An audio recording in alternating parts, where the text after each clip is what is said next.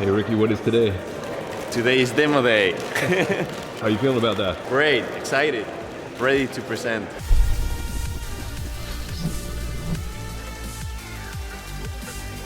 The impact that we could create in the world was so big, so I decided to quit everything and switch to entrepreneurship full-time. I met my co-founder 3 years ago. He's a PhD in biological sciences, and he told me about his crazy idea of making food dyes using fungi, and I thought it was the perfect solution to solve that problem of replacing synthetic dyes with natural solutions, and it also was a really scalable business.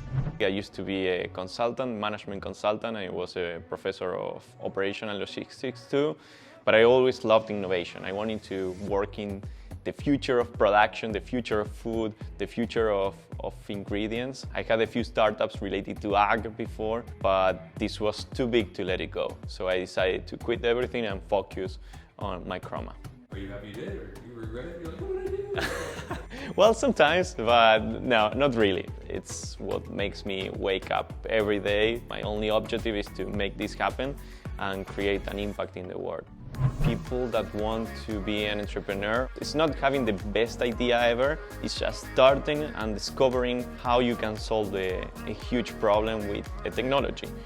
It's just connecting the dots, and then you can create innovation on top of it. Anything you would tell yourself, thinking back to the first day of the program? I would say that you have to be 100% dedicated to the company, 16 hours per day, every day from Monday to Monday. We made a lot of progress because we did that. The most important thing is the motivation that you have, the energy that you put in the business, and how hard you try. Everyone in the team had to leave something behind to come here, but it's been great. It was completely worth it. For us, it was key to have a soft landing in the US because we are from Argentina. So having the IndieBio certification, it was really good to start conversations with investors and also prove that what we are doing is real.